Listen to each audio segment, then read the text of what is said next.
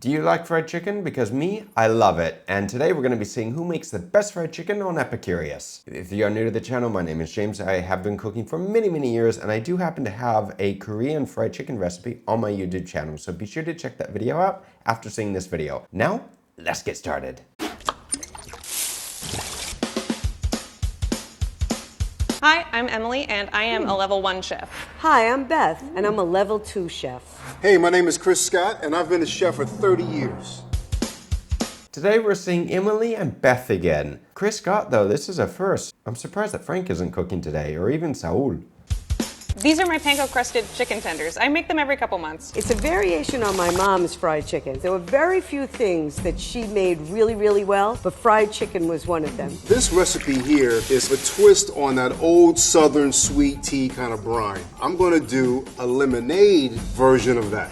Lemonade? I mean, I'm not saying that it will be bad. Lemon does go with quite a few things, including chicken. It's just that fried chicken and lemonade doesn't mix with me. I don't put the two together. Then again, having a lemonade and then eating fried chicken, that's another thing. I like making chicken tenders because they're fast, they're pretty easy, and it's not intimidating. I chose the drumstick. When I make them for my grandbabies, they can walk around the house because it has its own handle. Beth is the best. She's thinking of the kids. You're going to have a juicier product if you have the bones inside. So I'm going to butcher this into 8 pieces. Very simple.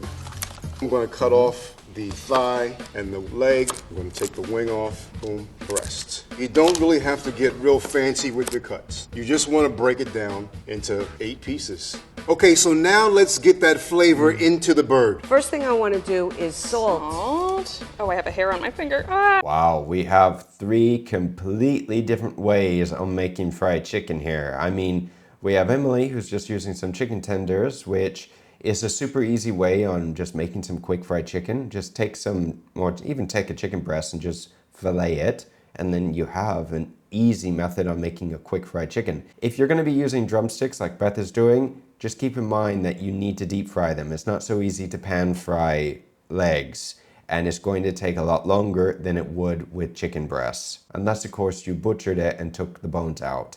That's another story. And the chef is frying the entire bird here, so he's not just using one part, he's using everything. Which, if you have kids, I would probably be a little careful with. I would say that either Beth's version or Emily's version is a little better, especially for children, because you don't want to be concerned with them eating a bone or anything. You don't want to deal with that. The salt is going to help the water come out of the cells in the chicken, and flavor is going to go in. It was nice of you guys to give me a pepper grinder today because I have one at home, but I haven't actually put the pepper in it yet, so it's good practice. The thing is, if you don't have a funnel, you can take a little bit of like paper from your printer or anything, make it into a little cone, and then try to pour it in. It's not perfect, but it's better than just trying with your hands and little peppercorns running all over the place. Really simple spice rub: garlic powder, paprika, pepper, and cayenne. A little kick is good. Here you have all the ingredients. I have garlic, I have onion powder, cumin, salt, sugar, lemon juice, and hot sauce, cold water. And then I'm going to blend that up like so. I really don't dig brining. So much water, so much waste of buttermilk. I'm going to take half of it to season the chicken, and I'm going to use this to flavor my flour. Personally speaking, I would say that Beth and Emily's versions are a lot easier, because if you're going to start doing like brines and marinating the chicken, you need to plan this out a little bit. It's not something that you can just make dinner in less than 30 minutes with this recipe. You need to really plan it out either the day before or the morning of. Sometimes I put the salt and pepper in the flour, but, you know, this way I guess you make sure you get seasoning on all of them. Before you penne, it is a good idea to mix all the ingredients that you're going to be seasoning the chicken with the flour. So if you're going to be adding all the spices, the cayenne and everything, the salt, the pepper, add that to the flour first. And make sure that you mix it well. You don't want it lumpy, otherwise it's not going to be mixed well or seasoned well. What I'm going to do is take my chicken parts and I'm going to put them into this vacuum seal bag. I'm going to take that brine, I'm going to pour it over top, getting all that good flavor inside. And then I'm going to seal it up. What it's doing here is taking out all the air to really compress the flavors of the brine into the meat. Perfect. So now that everything is marinating in the bag, the flavor is really working its way inside, I'm going to put this in the fridge for about 4 hours. If you want to sous vide, getting a cryovac machine is a must. This is a machine that seals the bag and takes all the air out. Sous vide is also another method on cooking. We're not talking about frying right now. This is another method that is a very effective method on cooking with keeping all the flavors in your food, especially with the meats. Next is dredging. Ultimately, I'm going to put flour, egg, and panko on, but first I need to make my egg wash, which just means I'm going to crack some eggs and put them on the chicken. Egg mixture first. Some people put other stuff in their egg wash, but I'm just doing 2 eggs.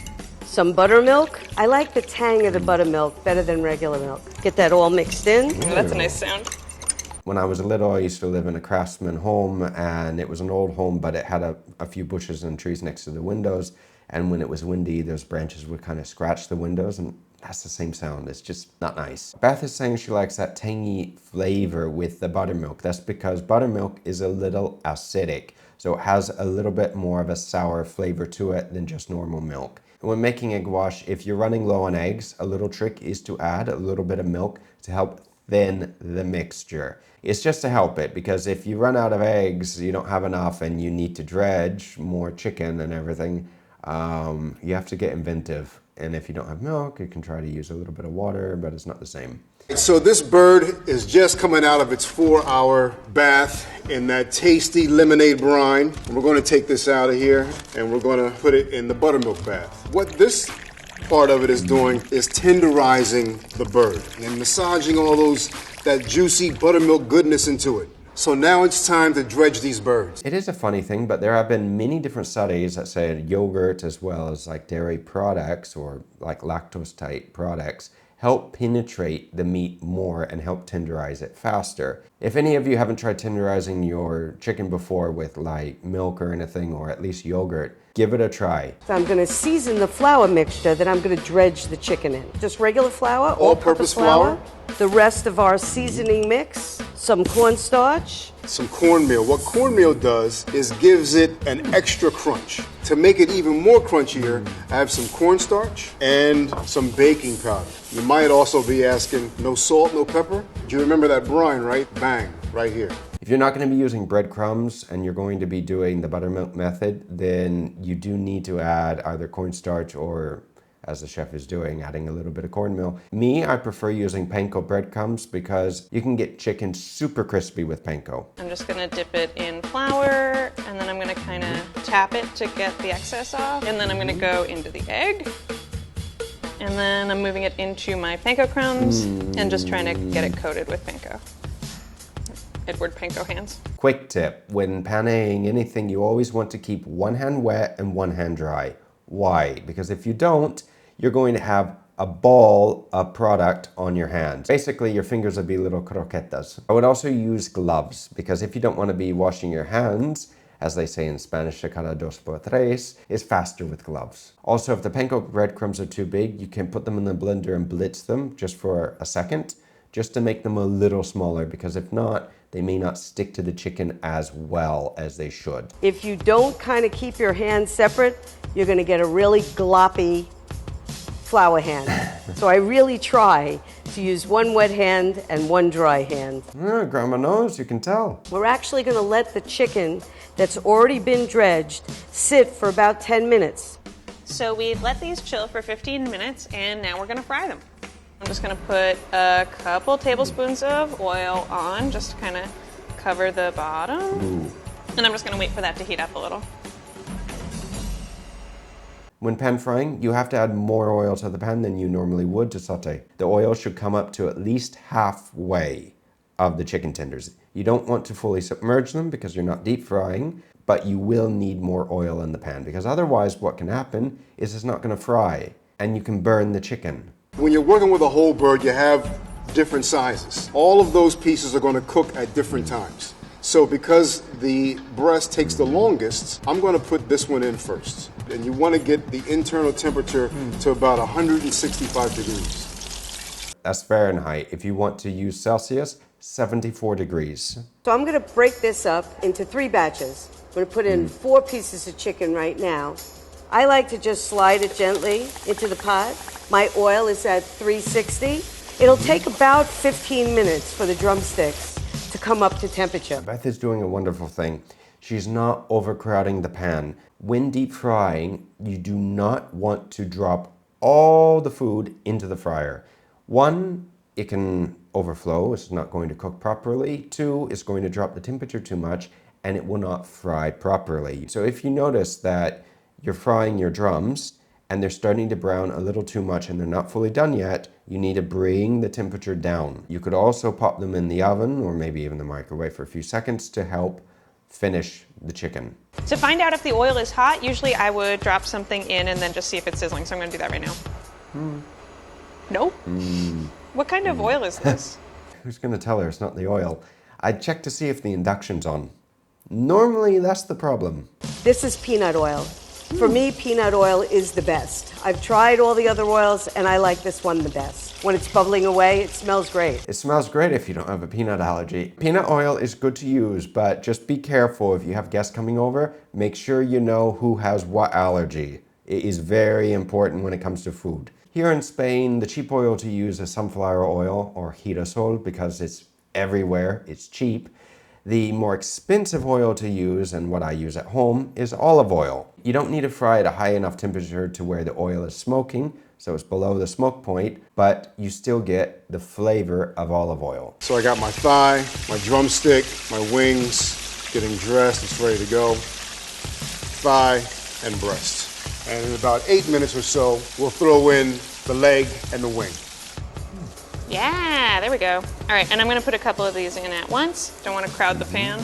To make sure that they're done, I'm gonna cook them for about 4 to 5 minutes on each side, and I'm just gonna try and leave them alone, but I'm gonna move this guy a little bit more into oil because there's no oil where he's sitting. If you take a quick look at Emily's pan, one, it looks like her pan's getting a little too hot. It's starting to smoke. The other thing is she does not have enough oil in the pan. You need a lot more oil than what she has in the pan. When frying, keep in mind, you will go through a decent amount of oil. And if you haven't fried before, at least pan fried, you'll see just how much oil the food actually absorbs when you're cooking. If you're on a diet, this may not be the best thing for you. I don't like to touch the chicken when it's in the oil. Just leave it alone. I'm going to put the drumstick and I'm going to put the wing inside so that all 4 of my pieces come out at the same time. I feel like they might be burning a little, so I'm gonna just look on the other side. Ooh. Well, actually, you know what? That could be worse, but I'm gonna flip them. It's kind of an element of trial and error to cooking, you know? She burnt the you-know-what out of them, and they're not even done yet. She only cooked one side. This is because her pan is too hot. You have to keep an eye on your pan. When using an induction burner, it's actually easier because you can just press a button and it will maintain that temperature. To put it plainly, induction's a little more idiot-proof. You can still burn things, but it's more idiot-proof.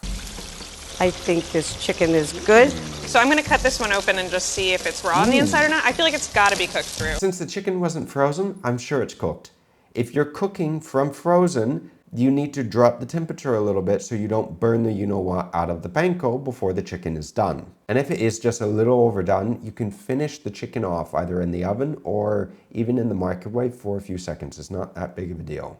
If it's just a little underdone. If it's fully raw, well, I mean, come on. So you want the internal cooking temperature of this chicken to be at 165 degrees. Oh yeah, that's for sure cooked. Oh. Perfect. I remember those glasses. They were popular like 10 years ago or something. Beth is using the old method on checking to see if they're done or not. She's cutting down to the bone to make sure that it's cooked. You can use this method, or if you want to be safe about it, again, a little more idiot-proof, get a thermometer and use that to check. So after the chicken comes out of the oil, I really like to add one more layer of flavor. So I have a little bit of sea salt right here, a lemon, and a microplane. Take the zest and get all of that flavor into my salt. Right out the oil, while it's still hot, get some of that lemon salt on there. Get some salt on your chicken as soon as it comes out of the fryer. At home, when I make my pollo rebozado or fried chicken, I pat off the rest of the excess fat because you don't want all that oil that it was cooking in. But while it's still hot, it is important to get a little bit of finishing salt. I like to use Maldon salt or salt Maldon. Sprinkle that on, and then it gives even more of a texture to the fried chicken. With my chicken tenders, I like ketchup. Ew. No. Here's my fried chicken. Okay. Nice plate of fried chicken. Okay. Now is the moment. Who do you think did the best? Emily, level 1, Beth, level 2, or Chris's, the chef's version, level 3? I also have a feeling that all of them are going to say their own is the best. I honestly think that they should taste each other's and then give it a fair rating. Now it's time to get down. You can see all that crunch. Look at that goodness. Yeah! Okay! Yeah.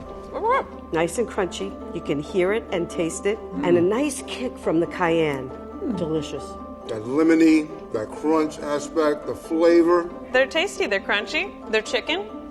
What's not to love? Well, personally, I have to say that it is a toss-up between either Beth or Chris, the chefs. Since Beth is the grandma and she did use like drums, I have to say that I prefer Beth's version more than the chef's, just because it's easier to eat the drums than it is trying to eat a whole chicken. And if you have little kids, you don't want to be concerned with them like swallowing a bone or having any issues with this. You don't want to deal with it. Emily didn't do very good. If you do want to see another recipe that I have though for Korean fried chicken, then be sure to check that video out here because it's an easy recipe. You don't need any special ingredients because I had to substitute a few ingredients myself. Hopefully you guys did enjoy this video. Please let me know on who do you think did the best in the comments below. And well, let's see who wins. Me personally, I like Beth's the best. And then I would say Chris, and then of course, well, Emily. She meant well, she did. Be sure to give the video a like and a share. Don't forget to hit that subscribe button and the bell notification so you don't miss out on any future content. Until next time guys, take care.